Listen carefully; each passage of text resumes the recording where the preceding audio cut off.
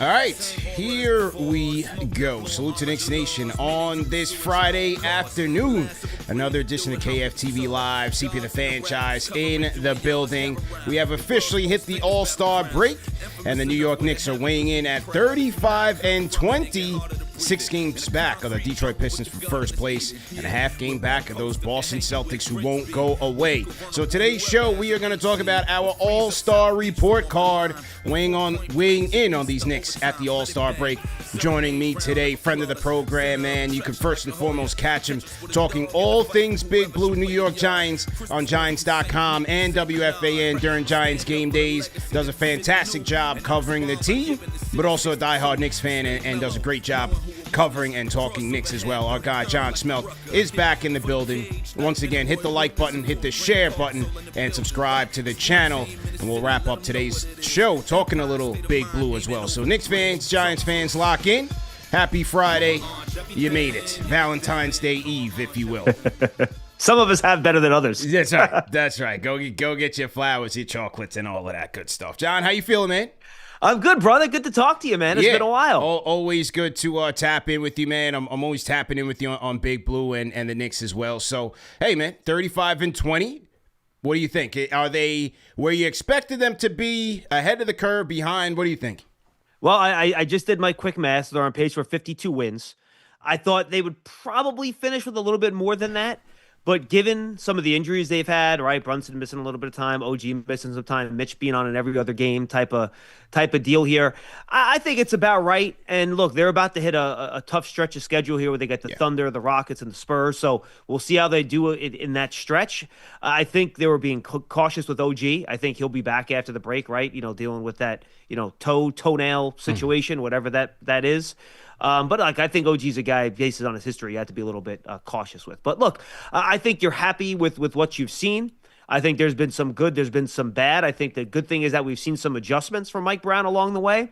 And now what I want to see the rest of the way, CP, is some consistency, right? Because I think I like throwing stuff against the wall early in the year, see what works, see what makes sense. I do think that hurt them for a stretch when they didn't really have a set lineup. Different guys were in there, and they had trouble kind of finding a rhythm. But now I think you lock in.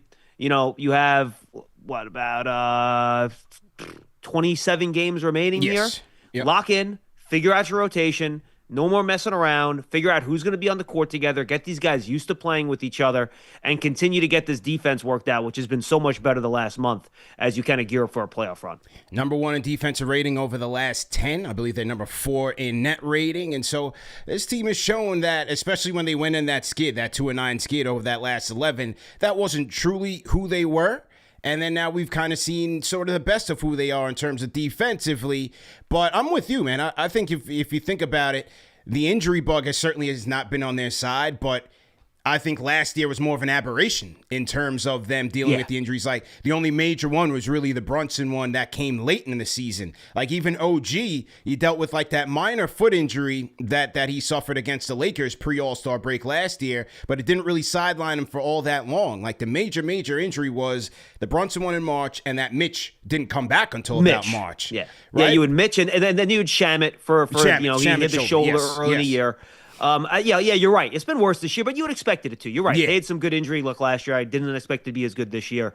And look, in terms of the defense, CP, it has been better. I think they've caught some breaks where teams haven't shot the three as well as they did early in the year. Now, I think early in the year they had some bad luck with teams hit the threes better than maybe what their percentages might tell you. I mean, look at that Piston game from a week and a half ago. You got these guys, they're not good shooters, and they were just banging threes left and right. It was crazy. Yeah. Like, if the Pistons shoot that way, no one's beating them. They're just not. No. You can't beat them. Not the way that they defend, for sure. These things balance out over a long period of time, and I think that's what we're seeing here. Do I think the Knicks are an elite defensive team? I do not. I don't think you can be an elite defensive team when Towns and Brunson are playing that many minutes. It's just who they are, and that's fine. There's nothing you can do about that. But I think, between 10th and 14th, is that where they wind up defensively when all is said and done? I think that's probably about right. Yeah, and I think that's okay for them. And especially the way that you see Brown kind of managing that, the way that he's staggering Brunson and Towns running with that second unit also having more defenders around Towns, and then closing. How many games this month alone did we see where Karl Anthony Towns did not close in that fourth quarter, with Mike Brown opting to go with Mitchell Robinson and a much more defensive-oriented closing lineup? I'm good with that, man. Yeah, so am I. And look, now you have Jose Alvarado as another defensive piece. You have Sohan coming in here as another defensive piece. So I think they know their offense is going to be okay. And we could talk about that part of this too. But I think they're doing what they can to shore up the defensive part of this. And whatever change in strategy they had, going frankly back to what Tom Thibodeau used to do with the team in terms of forcing guys baseline, icing screens, things like that. I think it's helped this team a lot from what was looking like a defensive disaster, CP. Yeah. I mean, to the point where I'm not going to say guys were not trying on that end, but it was not maximum effort. Right. It's like guys saw it wasn't working, and they're like, well, why am I trying hard when I'm not being put in a place to succeed? We haven't seen that. So the effort, the scheme's been better. The effort's been better. So that's both on the coaches and on the players because, look, people always say, oh, coaches got to motivate players to play hard. Nonsense. Yeah, I'm not. If you're in the NBA, you shouldn't need somebody to motivate you to play hard. You should always be playing hard, okay? But so I think if you get this figured out and you become a consistently solid to good defensive team. I still don't like that there's too many games like that Pacer game this week where this Knicks teams think they can just roll the balls out, show up and win, and the effort's not there. I don't like that.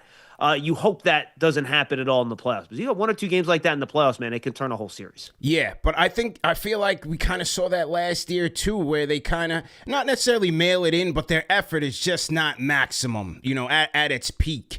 And so I hate to lean on that, like, oh, well, they'll turn it up in the playoffs, but I kind of feel like they will, and with this team, the talent that they have on the offensive side especially, and then to be able to get timely stops, I still like their chances in this thing in the grand scheme of things. Look, if you made me bet right now, do I think the Knicks are going to come out of the East? I mean, I think the field is probably a better bet, but in my heart of hearts, if they're in a 7-game series with the Pistons in the Eastern Conference Finals, even if the Pistons have home court, do I think the Knicks figure out a way to win that series? I do. And I think there's a couple reasons. One, I still don't know how the Pistons are getting their points other than Cade Cunningham. They don't have a reliable second scorer to me that you can kind of give the ball to and they create, right? And then the second part of that, I don't trust Bickerstaff. Look, we haven't seen him against Mike Brown in a series, but we know Tom Thibodeau outcoach him. We don't know what Mike Brown's going to do, but Bickerstaff has just not impressed me in the postseason. Like, he doesn't make those types of adjustments that you need to get his team over the top. And I just think the Knicks are more talented. Now, the Pistons remind me a lot of the 90s Knicks, where they won against a lot of teams that were more talented than they were, but the Knicks played better defense, and they were more physical, and they beat teams that were more talented than them. Yeah. So this Knicks team is going to have to gear up and get ready for a war, because that series against the Pistons in the playoffs, and again, I don't want to assume they're getting by Boston. We think they will, but that's going to be a tough series if you face them in the second round as the 2 or the 3 seed. That playoff round against the Pistons is going to be a battle. And yeah, it's going to be about making shots because all basketball games are about making shots, but it's going to be about dealing with the Pistons' physicality, figuring out a way. Look how much attention they put on Brunson that last game. Shut him down. They weren't straight double teaming him, but they weren't straight trapping him, but they also were leaving the screener and basically putting two guys on Brunson off those high screens. And they're going to have to figure out a way. And I think if you make Bridges the screener in those spots, CP, he catches the ball at that free throw line, top of the key. He's really good in that spot, whether he's hitting the midi, spreading it out to the baseline 3-point shots. That's what they're going to have to do if the Pistons come out and dedicate as many resources as they did to shut Jalen Brunson down. Because Brunson's not, and this is Brunson's ultimate weakness as a player, right? He's not a big player. If you put 2 long guys and Shade over there, he's not going to be able to score. It's going to be very difficult for him. And it's not his fault. That's just what he is as a player. And he's fantastic.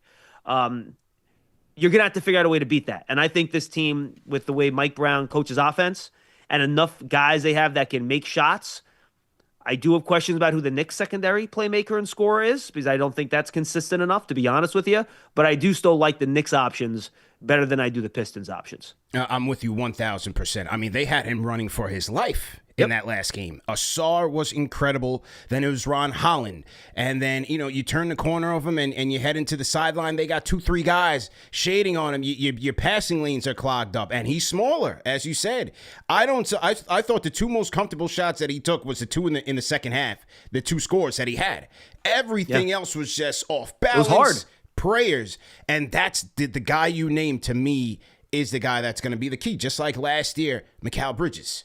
That his ability to get those shots, quality shots in the mid-range, I think can compensate for their inability to get downhill consistently, the inconsistency of Karl Anthony Towns to make a good decision with the ball in his hands.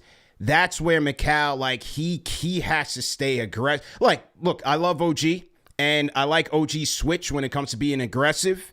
But again, against a Pistons team, that could be high turnovers, and that's going the other way for easy points. You can't allow that. Yeah, CP, I'm with you. I don't trust OG and Towns' decision-making. You use that, I think you hit it right on the head. Towns can do those pump fake drives against some of the bad defensive teams, get to the basket and finish and succeed. We've seen it against some of these bad teams. When you play a team that's going to help quickly, have physical defenders, that's not going to work. It's just not. And look, I don't expect Mikal Bridges, and I don't think fans should either, to just give him the ball on ISO. That's not what Mikal Bridges is. And that wasn't even what he was when he had his best year with the Nets. Right. That's not his game. But to your point, he's the best off-ball mover the Knicks have. He's the best cutter the Knicks have. So when they bring extra attention to Brunson, he's going to – and I think Josh Hart can do this too, by the way. But I think he's good at finding that area too, those two guys. But Bridges obviously is a better mid-range shooter. Find that open space when they're shading Brunson, catch and shoot the midi, catch pump fake, get to the basket if you're Josh Hart. And I think those are the two guys against the Pistons, if they, again, continue to shade to Brunson as much as they do, that are going to have to be the difference makers. And again, it stinks that we're saying this again about a guy that's making $50 million a year and is supposed to be the team's second best player. But I'm with you. I just haven't seen against the better defensive and the more physical defensive teams that Towns can be trusted to put the offense on his back for those types of stretches. Yeah.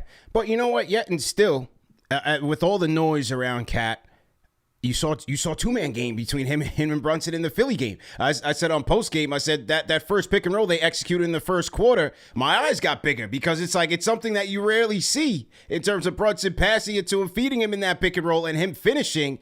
And I'm just like, that's what they're going to need in this one, man. It can't be all on Jalen to just get you hero shots. They've got to find that cohesiveness to make opposing defenses pay and keep them honest. Which, by the way, I do get a little annoyed sometimes when he does miss some of these shots at the end of games, and fans are like, oh, why is he shooting so many shots? Guys, they don't have anyone else to create their own shot. And, you talk about the pick and roll. That's going to be dictated by how defenses play him, right? Yeah. Most teams put the big wing on Brunson, right? And then if Towns sets the screen, they just switch it, right? And if they have a wing on Towns already, Brunson's going to be either one-on-one against the wing, or Towns is going to have to beat a wing one-on-one. Towns has not shown he's been able to beat a wing one-on-one. Yeah. A pick and roll doesn't work against a switch, right? That's not how it works. A pick and pop doesn't work against a switch because the defender's there. So eventually what teams are going to do is that, and we've seen this with Towns a million times. They're going to switch those, and they're going to make either Brunson or Towns beat you one-on-one because you're not rotating defensively because you're just switching the initial action. And can they punish them for doing that? That, to me, is the ultimate question that's eventually going to get answered, whether it's in the Eastern Conference Finals against the Pistons, the semis against the Celtics, the finals against the Thunder or the Spurs or the Rockets, whoever comes out of the West. That's going to be the ultimate question. When teams do that, do the Knicks have an answer? And we'll see. Yeah, the hope is that they can punish the switch. Especially if you establish Towns in the post. The problem is one of his biggest weaknesses is when his back is towards the basket and they send that extra attention. He's throwing it into the third row, and you're like, whoa, slow down. It happens almost every time. It happened against the Celtics, last year. And so I'm hoping that you're gonna have to hope that it switches back on for him because they can't get far without him being productive. He's great on the boards. He's active, and all of that is good. He's got to hit his threes more, though, too, man. His three-point percentage is down. It's confusing. And he's not taking bad shots either. I don't think he is, at least. Nah, way down. way down. So, but like I said, given all things considered, I think they're in a good spot. Who's been your biggest surprise on the roster this year? Shamet's shooting. I mean, man, like I always liked Shamet. We talked last year, and I was always like, you know what? If there's a guy that I would play off the bench, it would be Shamet. But even saying that, I'm looking at his numbers right now. Yeah. I mean, his 3-point percentage at 42%. I mean, come on. And by the way, he doesn't take easy threes. A lot of them are off of motion. Yep. It's quick release stuff. It's guys running out at him. His 3-point shooting has just been off the charts. And I'm not surprised by the other parts of his game. His off-ball movement was always good. Why I liked him last year. His defensive effort is strong, even though he's not the biggest guy. But, man, I don't know what it is, but his 3-point shooting has been great. So he's been a big surprise. And Josh Hart's 3-point shooting, man. And he's shooting it more confidently. What have you always said? When he just catches and shoots, they actually go in a fairly decent amount of the time. And we're seeing that more. And CP, I think an underreported story is the Knicks actually bringing on a full-time shooting coach this year. Patton. And I think that's really made a difference with those guys, to be honest with you. And even Bridges' just motion is so much better this year. It's sharper. He's got a quicker release than he had last year. So, I don't want to give too much credit to a random shooting coach. Maybe these guys did work in the offseason with their coaches. I don't know the answer to that. But I think that's been a big surprise to me.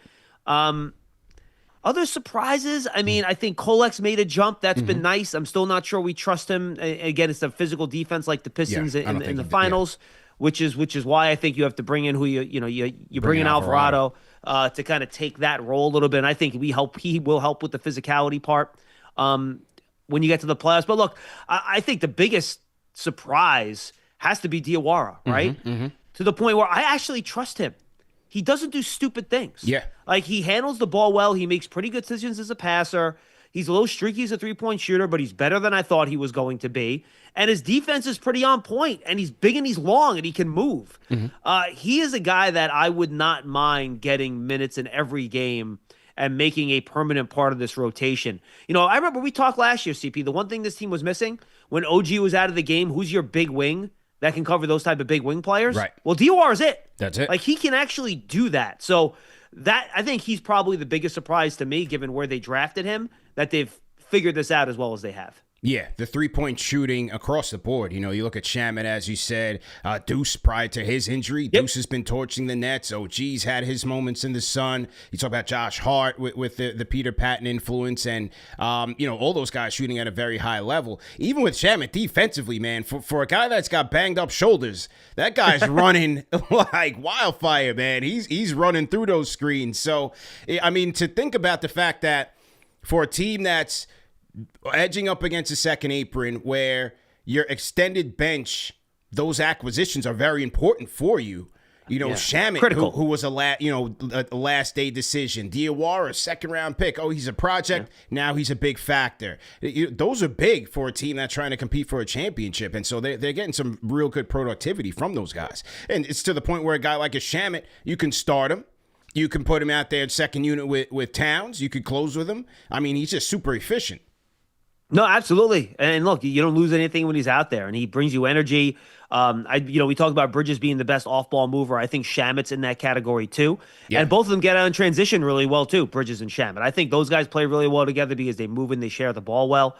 So I'm with you. And, I want to throw one other thing out there. I want to give Mike Brown some credit when we were talking about the defense.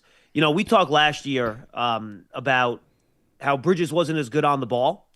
And I think Brown has actually found a way to take advantage of Bridges' strengths on defense better than Thibodeau did last year, where I think you put on some of the bigger wings, and I think he's done a better job on those guys. He's rarely on point guards anymore. He is sometimes, when you have to, when Deuce isn't around or Shamet was hurt, he had to do what he did, and he's fine at it. But him as a help defender, man, with his steals and his block shots. Yeah. And I think one of the reasons they pair him with Brunson a lot and they have them on the floor together, I think his ability to help on Brunson's guy and get back to his and his instincts with that and his length, I think that's something that Mike Brown has used very well. And I think Bridges has been really good as a help defender this year. And I think you got to give Brown credit for using him in a better way than, and look, both of us are fans of Tom Thibodeau, but I think that's one thing Brown has done better than Thibodeau did last year is playing to Bridges' strengths on defense, which are many, and I think he's done a good job of doing that this year. He's definitely done a good job, and most recently, I thought his job on Jaylen Brown last Sunday was good too. Super Bowl Sunday, I thought his on-ball defense against Jaylen Brown was good, especially with no OG in that lineup. Mikal Bridges, 15.9 points per game, shooting 50% from the field and 38% from three. So good job all the way around from Mikal. Yeah, and by the way, and most of the year it was 50-40-80. That's right. And if you're 50-40-80, I don't think anyone's complaining about that. Yeah, absolutely. How about my guy Mitchie, man? They have him on the the no back-to-backs. Good That's minutes. fine. He looks great out there. I think he's been moving as good as I've seen in a long time, man. He looks good. I mean, I'm not. I don't want to be a hot take guy, CP. I think the Knicks are better with him on the floor than Towns. Yeah. I mean, I don't think that's crazy. I think they have enough offense. I know they don't spread the ball well enough, but his offensive rebounding, his lob threat, that's another thing I think Bridges is probably better at. Yes. Him and Hart than the other starters. They find Mitch on that screen and roll with the lobs going to the basket. So. Look, I think Mitch is hugely important. You have to bring him back next year unless he's part of some trade, right, where you bring in another rim protecting center or whatever, or the Giannis trade, whatever that looks like. He either needs to be part of getting someone in that can replace that, or he needs to be here because his rebounding, his defense, and his gravity around the rim with his ability to stretch the floor vertically is just invaluable to this team. And you can tell his teammates love him too. They just absolutely love him. Absolutely irreplaceable, man. I've been saying it for years. He looks fantastic this year, moving well, and you could see when they get him involved, he's even more energetic. He's even more spry. Like he's even more into the game, and he's admitted it. He's like, yo, I don't want to just be out there doing cardio. Like you gotta feed big country, man. So yeah, man, the Gotham Lives, he's been looking good. He had 4 blocks against Philly. What was the game that he got switched on to a couple of really good guards at the end of the games, and he was like stripping them off that was the Nuggets game, right? Yeah. Unbelievable. He took on the Joker and Jamal Murray. Took him on. Yep. Took him on head on, man. Big factor in that double overtime game. So yeah, I'm with you, man. They can't afford to lose him, and I think they realize that they're gonna find a way to get him involved here and pay him. Yeah, trying to figure out Mitch and Dawara in the offseason and Shamet. That's going to be interesting. Yeah, going to be very tough. How about the Alvarado acquisition? How have you felt about that? Everyone has been talking about him for months, and with Deuce healthy, I didn't necessarily think it was necessarily necessary, only because how many minutes was he going to play? They're already having trouble getting minutes for Deuce, getting minutes for all the guys they wanted to get minutes for. And I do agree that they did not have a traditional ball handler point guard type coming off the bench. And would that have been helpful? Sure. But I wondered giving up assets when the Knicks have so few of them for a guy that was going to play like 8 minutes a game or whatever it was going to be. But once you found out Deuce was going to be out and hurt, then I think it made a ton of sense. And it made all the sense in the world. And, he brings that type of, on-ball intensity defensively. I think he's probably a slightly better on-ball defender than Deuce is. The steals, the attitude. He can hit the open three, obviously not the shooter that Deuce is. So I thought once Deuce went out, it was a no-brainer move, and I think he's now a very important part of this team as you monitor when Deuce McBride is going to be able to return. And then how about, when you talk about this team, because to me, they do their best work on the margins, how about the whole Yabusele transaction with Yabusele pretty much voiding his player option because he wants to stick around, he wants to play. That allows the Bulls to take him on. They get Dalen Terry in return, send Dalen Terry to the Pelicans, get Alvarado. You get enough cost savings to now afford your 15th roster spot now versus April 2nd, and they go get Jeremy Sohan. So you take an unproductive Yabusele and you turn it into Alvarado, Jeremy Sohan, low-risk, high-reward moves. Hey, look, and you have to tip your cap to Yabusele because he didn't have to do that. He could have held on to that player option and wanted to cash that check. Yeah. But to his credit, he wanted to play. And look, you can have some sympathy for him because I don't think the Knicks used him necessarily the best way they could have. I think that's fair. He also showed up the size of a float at the Thanksgiving Day parade. So that's on him for not being ready to play this year. Yeah. So look, but give him credit. He was helping himself too because he wanted to play. I think he wanted to show what he could do, but he helped the team also. So I think he did. Knicks fans should be very grateful for his willingness to waive that player option to get all these machinations done to make these moves. Do you see any window with Sohan here for playing time? I mean, what you think? To me, I mean, obviously 15th roster spot, but what do you think about the pickup? Yeah, I mean, I think having another guy that can defend, 4 or 5 positions off the bench can't be a bad thing, especially if, this OG thing lingers a little bit and you do need a big wing to defend, along with Dawara. I think that's important. Do I think he becomes a regular part of the rotation? No, he doesn't. But having someone, what if he just happens to be a guy that at the end of game, CP, if the Knicks want 5 defenders on the floor that can switch everything, and you roll out Sohan, OG, Bridges, Hart, and Alvarado, and like that's your defensive line, lineup to end the game, or maybe Dawara's out there instead of Hart, however you want to do it.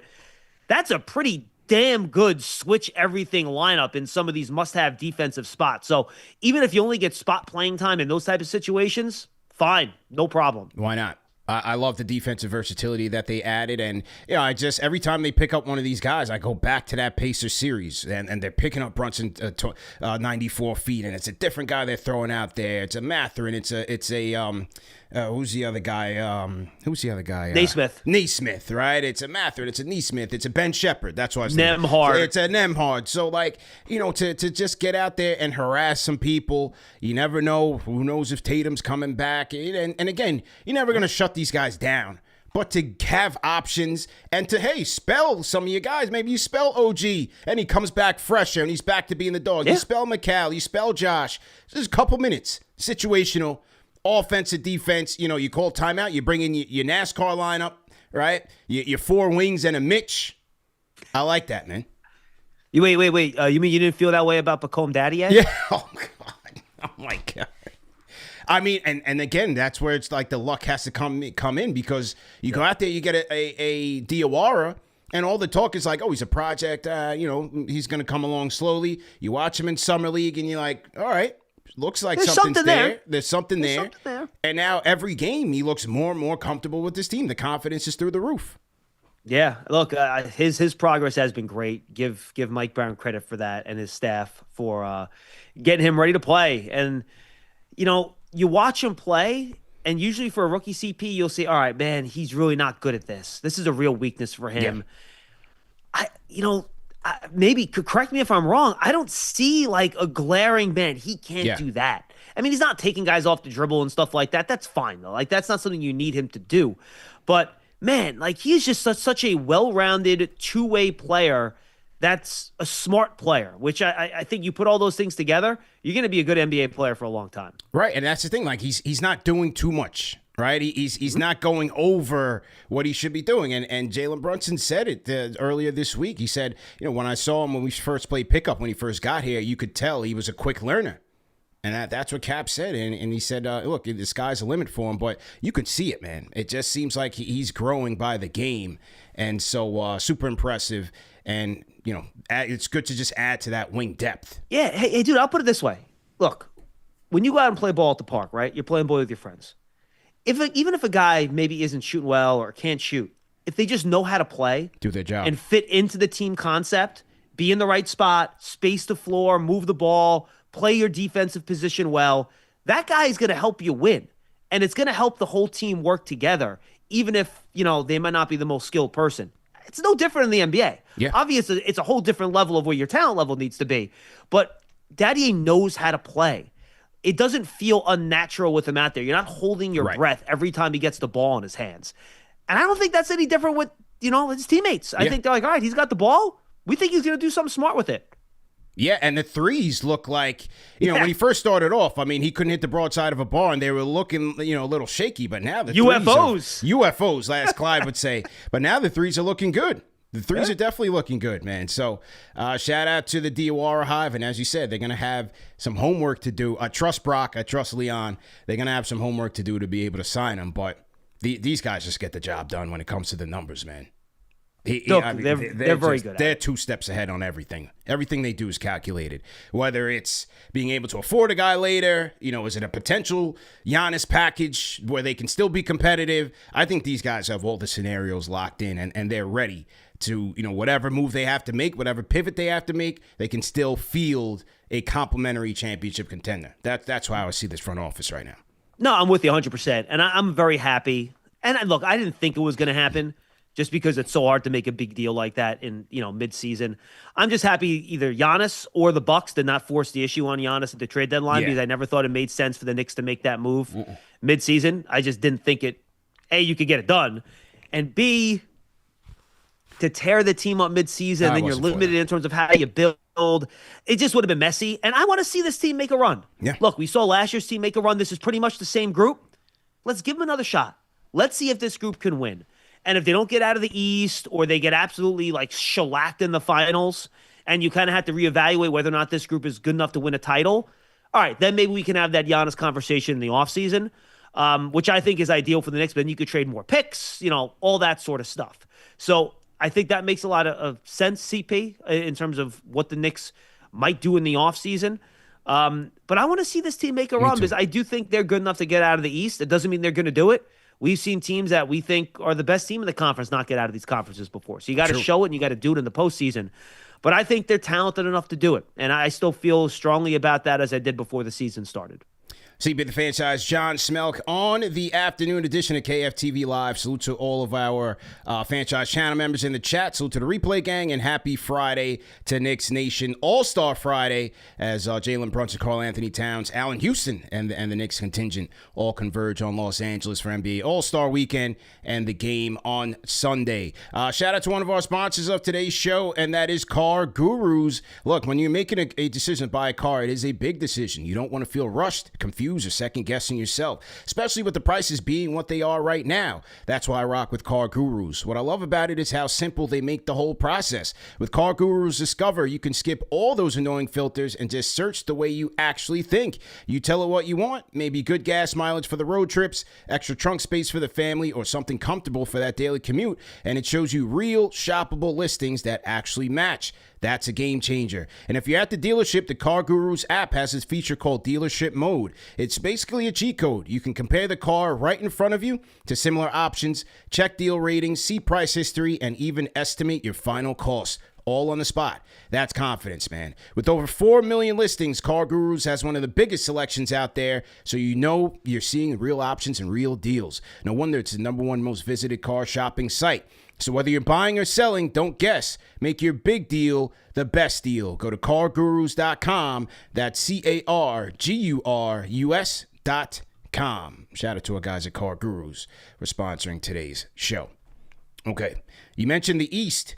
What's the biggest surprise for you? Detroit in first, Boston in second, or the Cavs slide? It's a good question. Let me look at the standings here. Yeah.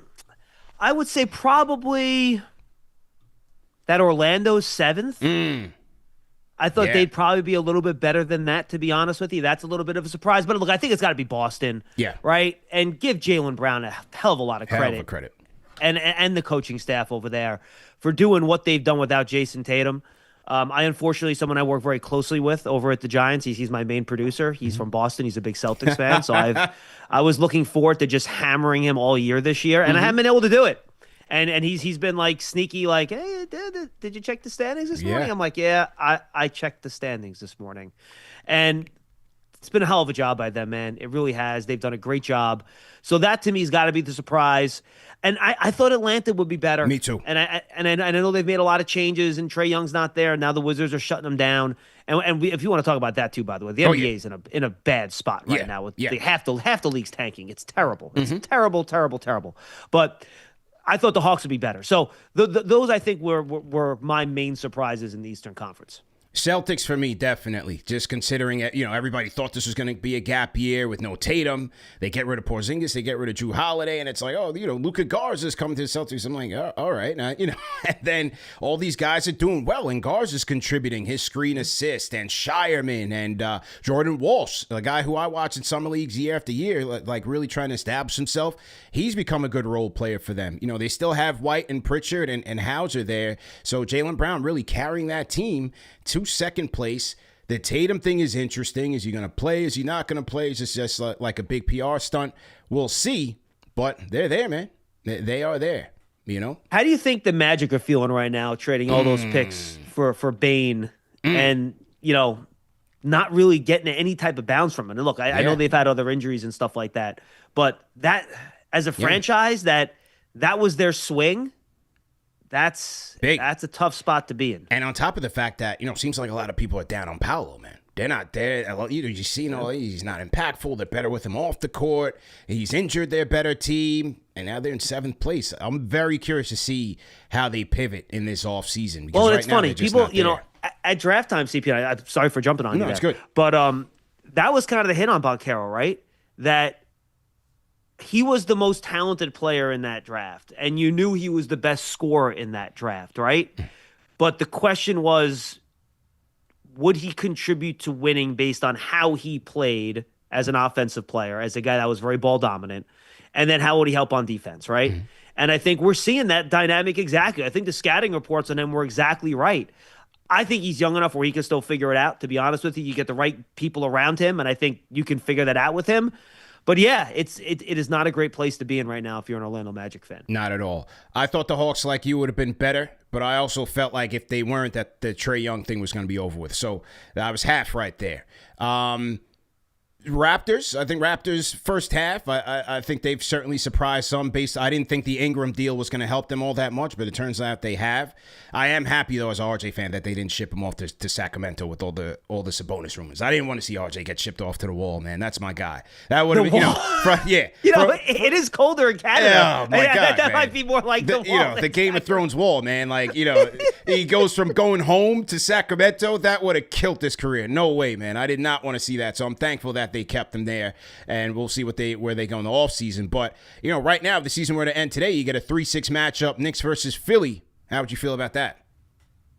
Philly doesn't scare me. No. I mean, Maxi's a pain. Embiid, you don't trust. No.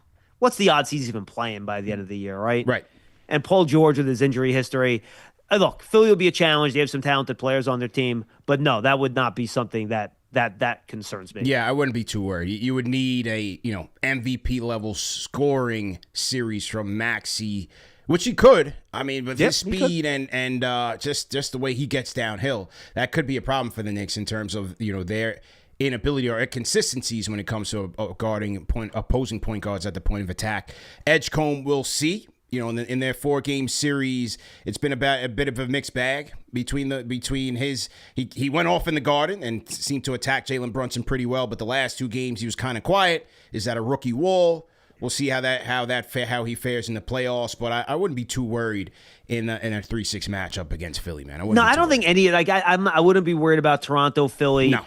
I mean, I wouldn't want to face Orlando just because they're going to beat the hell out of him. They're going to beat the hell out of him. And you don't want to get that first round series where you just get smacked around, and then you got to face like Boston in the round 2, and you're black and blue. Maybe someone gets hurt in that series. So I would try to avoid Orlando there, but I don't feel nervous about the Knicks losing any of those potential first-round series. Yeah, I am with you. Giants, Knicks Sports Talk in the chat. Yeah, we can take calls. If you want to call in, call us up if you have any questions. No problem there. And also, John, you mentioned the tanking thing. Now, I got on my soapbox. I was politicking. I'm tight about the Wizards situation with the whole, we're going to shut down Trae Young. We shut down Anthony Davis. You have the Jazz pulling the most egregious stunts. The Pacers as well. Terrible. Adam Silver ahead of the All-Star weekend. He had to lay down the law. $500 fine for the Utah Jazz, $100 for the Pacers. And I hope he looks at the Wizards next. We got to look into that. Are they really injured or not? We got to look into that one, too, because they owe us the pick, man. I'm tired of it. We got screwed on 2 picks already. I'm telling you, I have a new theory with this. I think what you do at the end of the year, you take the teams that are in the bottom, 12, whatever it is, You run a tournament, and the team that wins that tournament gets the top overall pick in the draft. And the only players that can participate in that tournament are the ones that played X number of games during the year. So you can't rest your best players to make sure you're in that bottom 10 or 12, because then they're not going to be in that tournament at the end of the year to play, to win, to get the best pick in the draft. So it will immediately eliminate any chance that these teams have of purposely sitting their best players to get the best pick. They would, in fact, be hurting their chances. Now, would this theoretically hurt the teams that are genuinely bad and they can't win that postseason tournament? Yes. Does that stink? Yes. Do I think you have to take dire propositions here to try to solve this problem? I think the answer to that is also yes, because this is an embarrassment. And I love the NBA. You know that. You love the NBA too. This is an embarrassment where you are literally sitting your best players to purposely lose. Yeah. And look, we sat here with the Knicks, right? Nothing's worse than wanting your team to lose basketball games. It stinks. But the way the system is set up, I understand why fans want it, and I can't blame them for it. But you need to remove that incentive for losing in any possible way. And look, teams are probably never going to agree to that, play extra games. It's a cockamamie scheme. It's probably never going to work. I get all that. But if you don't want to do that, then figure out a different way to disincentivize losing, even if it means the worst team does not always get the top overall pick. I think that's the point that we're at. I'm willing to sacrifice that so that these organizations aren't embarrassing themselves for 4 or 5 months of the season. It's insane. Now, how about this theory from Tom Haberstraw? He was on the Bomani Jones show. Here is his take on how to fix this thing. I want to know your opinion on this. Here's this one. If 10 teams are trying to lose and there's 30 games left, you do the math on how many games left in the season are going to be compromised because the teams aren't trying to win every game. So, I mean, if you want to go radical, we don't have to do that. I think we might have talked about this as getting rid of the draft altogether is the only way you're going to set. All about it. It's the only way. We can all day. We can talk till we're blue in the face about what if we get rid of pick protections and what if we lock in the lottery odds on March 1st. None of that's going to change things. None of that. The only thing that's going to actually fundamentally change the way teams operate and not try to lose is if you take the draft all together and now you got to sign these guys out of college. What do you think, man? Get rid of the draft. Abolish the draft. Look, the only way that works is if you put a hard cap in, you no longer have maximum contracts, right? And then it's a completely open market of how these teams can sign players.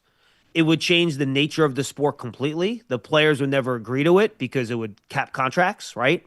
And by the way, do you think veterans want cap space going to kids that haven't played an NBA game yet? Right. Do you know how much money Cooper Flagg would be making $40 million a year before even stepping on a basketball court? Yeah. So it would completely mess up the marketplace. There would have to be more changes than just that. You couldn't just do that in the current system to make it work. Because, you just made the joke, right? You don't want to send RJ to the wall in Sacramento. The Kings will never win. They're never going to win. The Raptors you would destroy the parity that they're looking to have. Exactly right. So I understand what you're thinking there. I still like maybe the teams that win more games that don't make the playoffs get the top pick rather than the team that loses more games. Yeah. Maybe that's the way to do it. Right. Incentivize teams to win, not lose, right? Maybe the team with the best odds to get the first pick is the 10th seed and not the last seed. You know what I mean? Yeah. Just switch it up so that winning more games helps your lottery odds, not makes it worse. I don't know. Yeah. Again, it's not perfect, but I think it wouldn't require a complete overhaul of the system like what Haberstroh was talking about. Yeah, that would be a bit too radical. I'm not too sure they would go for that. As you said, the Players Association probably wouldn't go for that. You'd have teams looking like the Dodgers out there with all the rookies that they go get. And by the way, it would be great for the Knicks. It would be great for the Knicks. Yeah. So I don't want people calling us homers. Right. Because that would be great. Everyone would go, Knicks. Yeah. Lakers. It would be Knicks-Lakers Knicks in the and finals Lakers every like the year. 70s. Yeah. And the Bulls, right? And Chicago. All these teams from the big markets. And everyone else would stink. Yeah. Miami. And, there's so much marketing and dollars behind the draft and the lead up to the draft and all of that and the lottery, too. So, yeah, I think that would be a bit too radical, but it is interesting. But the league, they're going to do something about it. By next year, you're going to hear probably a smaller tweak, between a year's time. They're going to do something about it, though. Absolutely.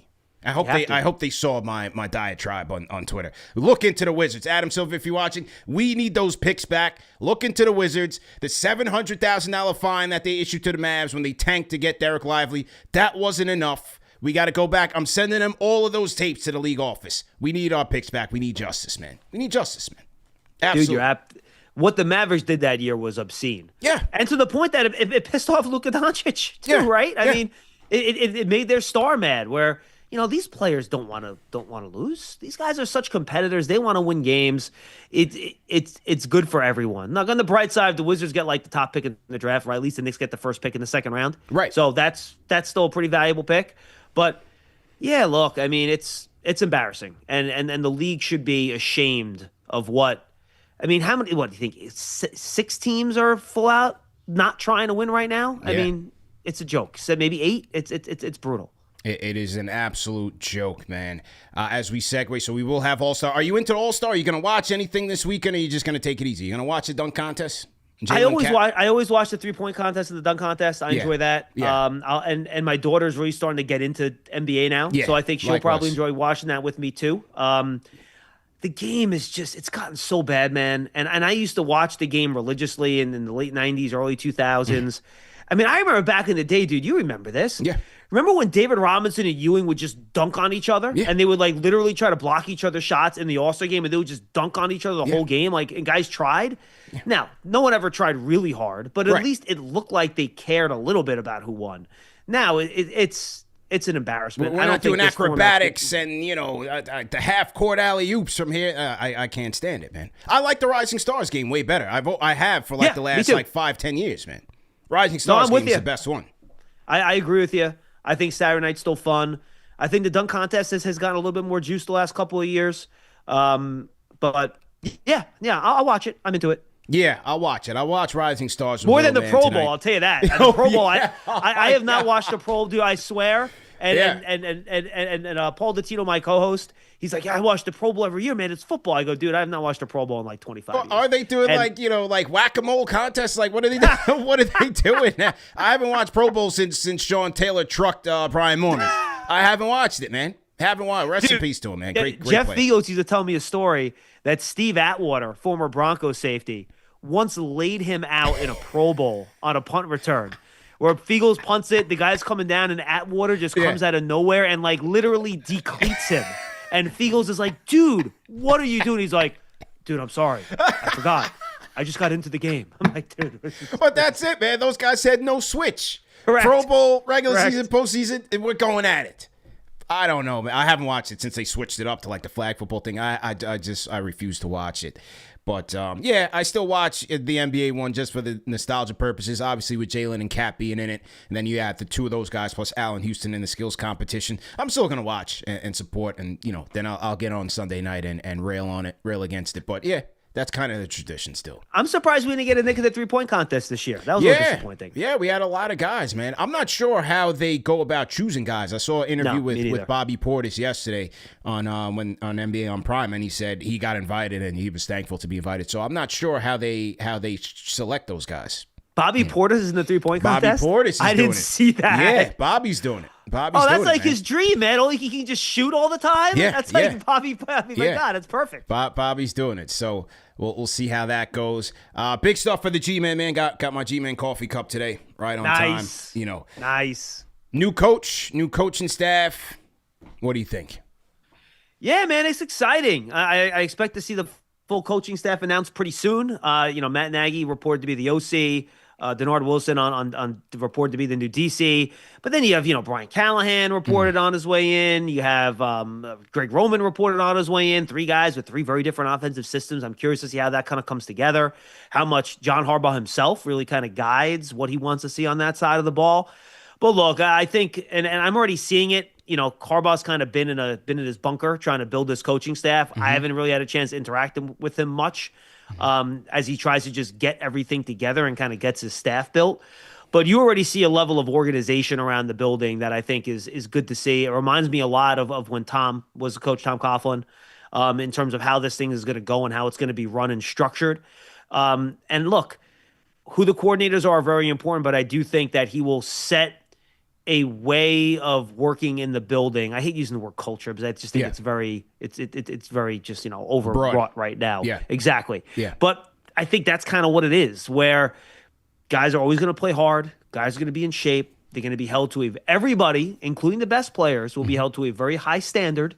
And that standard will not wilt, and it will not move, and it will not change. And I do think that's important. And then once that happens, does Jackson Dart continue to get better? Does Abdul Carter take another step? Does Dexter Lawrence look like 2023 and 2024 Dexter Lawrence, and not 2025 Dexter Lawrence? Does Malik Neighbors look like himself when he gets back from injury? What does Scadaboo look like coming back from injury? So, what do they do with the offensive line? 2 of their starters are free agents. What do they do there? Wanda Robinson, Cordell Flott, free agents. So all these are questions that need to be answered. But look, I think that you have a guy that's running that building right now, and John Harbaugh, that knows how to build a winner. He knows what it looks like. He knows what you have to do to get there. And now we'll see if the organization can get there. It's not going to be right away. I don't think this is going to be a Patriots deal where, 1 year, 4 wins to Super Bowl. Yeah. But the line I've been using, CP, when you're watching the NFL in December on December 12th, that's week 13 or 14 or whatever, and they put up that playoff graphic, right? And they had the division winners in one column. They got the wild card teams in the second column. And then the third column, you got the in the hunt, right? In the hunt. Just get me on the graphic, That's all right. right? That's right. Put me in the graphic on December, even if it's just in the hunt. Well, they usually put 5 teams, by the way. Yeah. Almost all the teams are in there. The Giants have been off that graphic before Halloween for a lot of times in the past 10 years. Yeah. Just get in that playoff graphic in December, and I think that's a successful season. Yeah, and I just think it's needed. Whether or not it's going to guarantee success, we won't know. But when fans are, fans always want the smart pick. Oh, this is a new young guy, the next Sean McVay, the next McDonald who just won with Seattle. We did that for 4 straight times, and it hasn't worked. To me, they needed a guy who could just help us put one foot in front of the other. Lay the foundation. He knows what he's doing. He has experience. He's won in the past.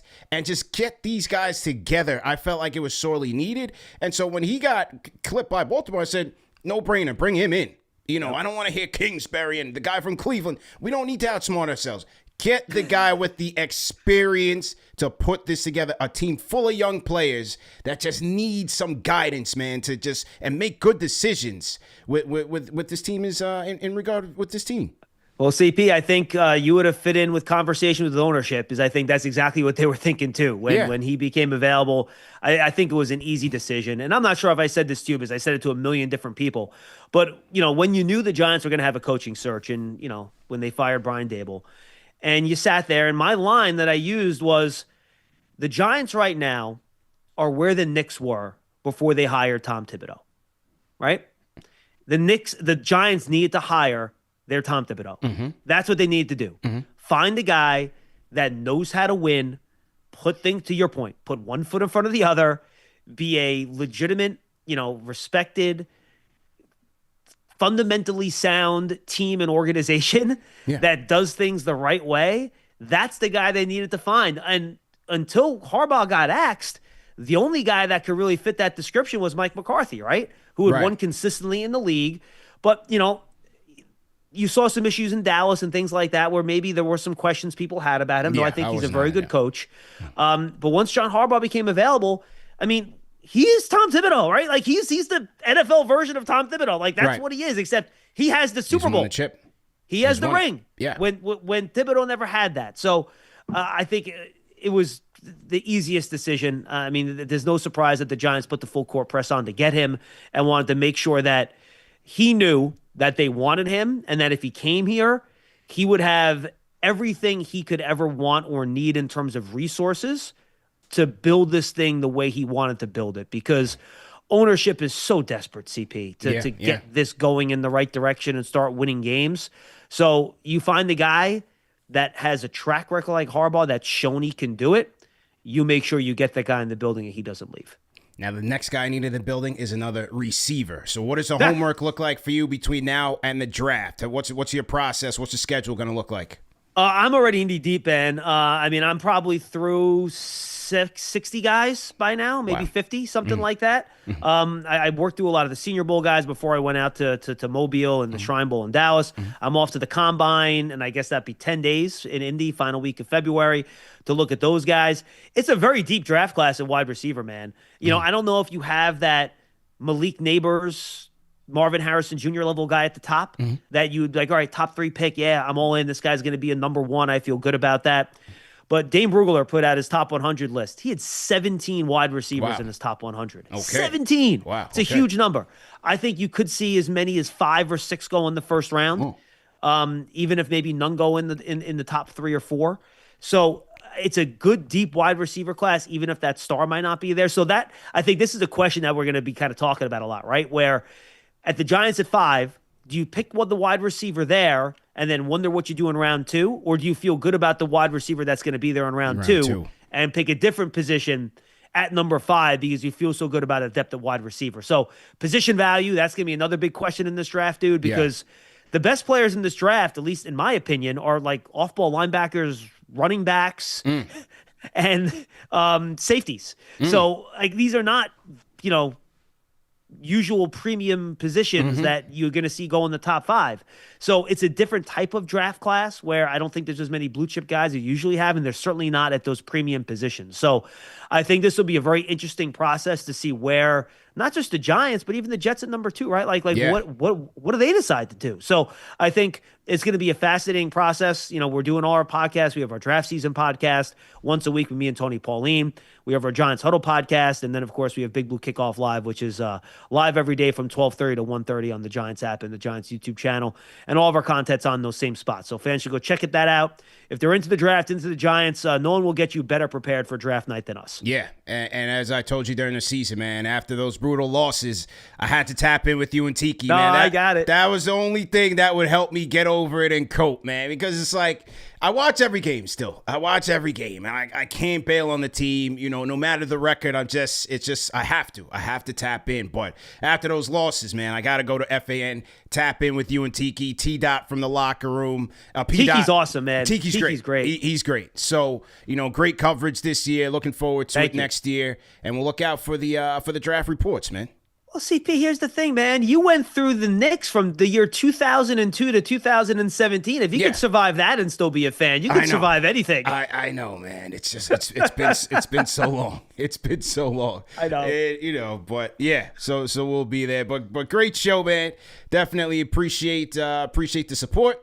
Shout out to everybody in the chat, man. Enjoy the rest of the weekend. We will tap in after Sunday. We'll tap in Sunday after the All-Star break. After the All-Star game, we'll be back for post-game live. We'll get your full reactions, how Jalen and Carl did in the All-Star game, the skills competition. We'll recap All-Star Saturday night as well. And there it is, man. Remember that these shows are available in audio podcast format, so no reason to miss it. And once again, like, share, and subscribe. And we'll see you guys Sunday, man. We out of here. Peace.